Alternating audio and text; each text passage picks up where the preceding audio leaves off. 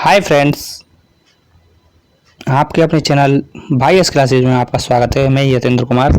दोस्तों, हमने पिछली कक्षा में व्यक्तित्व के बारे में पढ़ा था, यानी पर्सनैलिटी के बारे में हमने अध्ययन किया था और उससे संबंधित जो सिद्धांत और जो प्रकार बताए हैं वो भी पढ़े थे। तो आज हम पढ़ेंगे आलपोर्ट का विशेषक उपागम। आलपोर्ट का विशेषक उपागम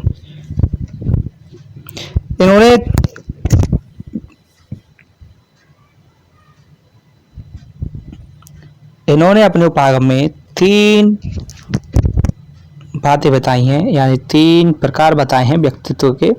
पहला है प्रधान विशेषक। इसमें क्या होता है कि व्यक्ति क्रियाशील रहता है और क्रियाशील रहकर अपने रंग में व्यवहार को दिशा देना। कहने का तात्पर्य यह है कि व्यक्ति जब क्रियाशील होता है तो वह क्या करता है, अपने रंग के में यानी कि अपने अनुसार अपने व्यवहार को क्या करता है, दिशा देता है। जैसे ऐसे लोग कैसे होते हैं, मजाकिया या हंसमुख प्रकृति के होते हैं, हंसमुख प्रवृत्ति के होते हैं। दूसरा है केंद्रीय विशेषक।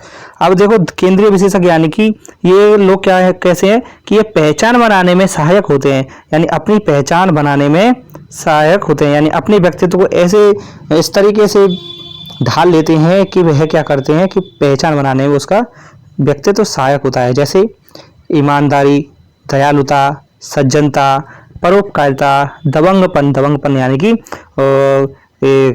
ऐसे लोग जैसे डॉन प्रवृत्ति के लोग, कायरता, चाटुकारिता यानी चापलूसी करने वाले लोग, और कामुकता। ठीक है। और नेक्स्ट है गौण विशेषक। गौण विशेषक यानी कि होने या न होने से कोई प्रभाव नहीं पड़ता। ये ऐसे व्यक्तित्व वाले लोग होते हैं जिनके पास कोई हो या ना हो, कुछ हो या ना हो, तो उनको कोई प्रभाव नहीं पड़ता। जैसे स्वार्थी लोग, कंजूस, लालची व्यक्ति कभी कभी आप ही दान देते हुए या पैसा खर्च करते हुए मिल सकते हैं। ये ऐसे लोग होते हैं, यानी कि अपने ही ढंग में, अपने ही अंदर ही वो खुश रहते हैं। नेक्स्ट है, देखिए कैटल का। कैटल ने सील गुण बताए हैं। 12 सील जो गुण हैं वो असामान्य व्यक्तित्व से संबंधित है, यानी कि जो उन्होंने अपने वर्गीकरण में क्या बताया है कि जो 12 जो ये गुण हैं वो क्या है, असामान्य व्यक्तित्व से संबंधित है। और देखिए कैटल का जो वर्गीकरण है वो कई बार कंपटीशन, ये शिक्षक भर्ती परीक्षाओं में भी पूछा जा चुका है।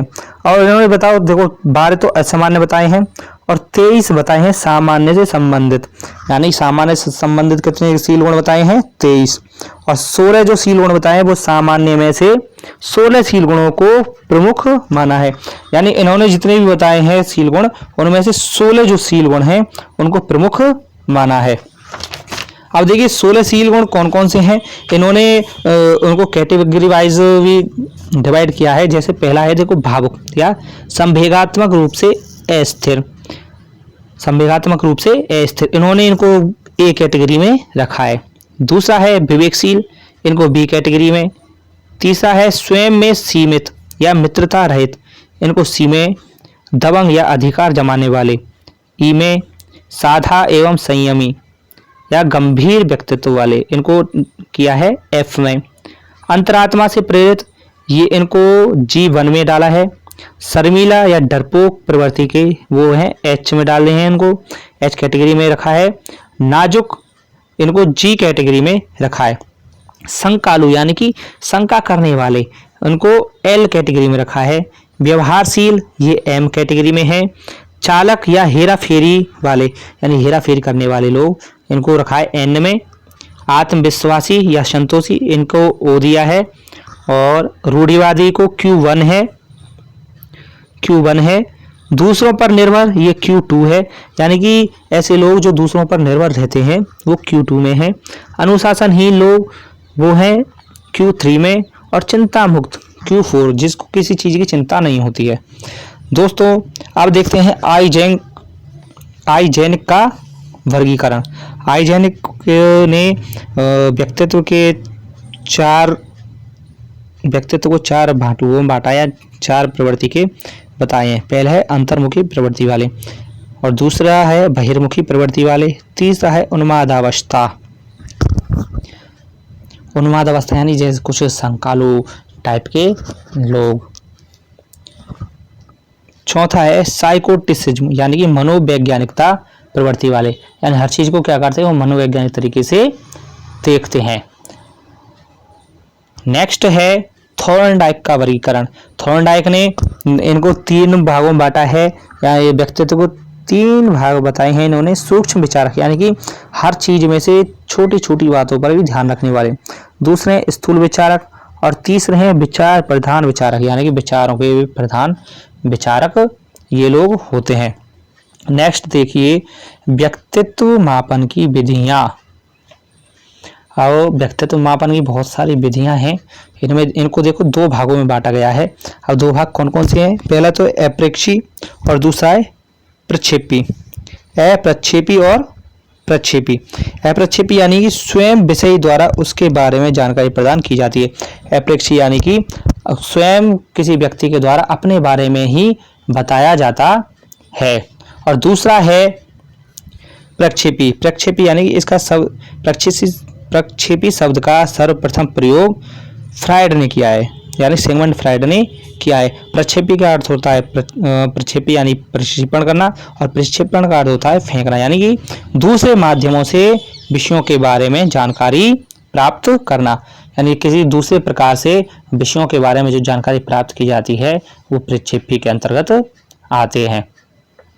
अब देखिए इन्होंने अप्रक्षेपी में देखिए आत्मनिष्ठ विधियां। आत्मनिष्ठ विधियों को 3 भागों में बांटा गया है।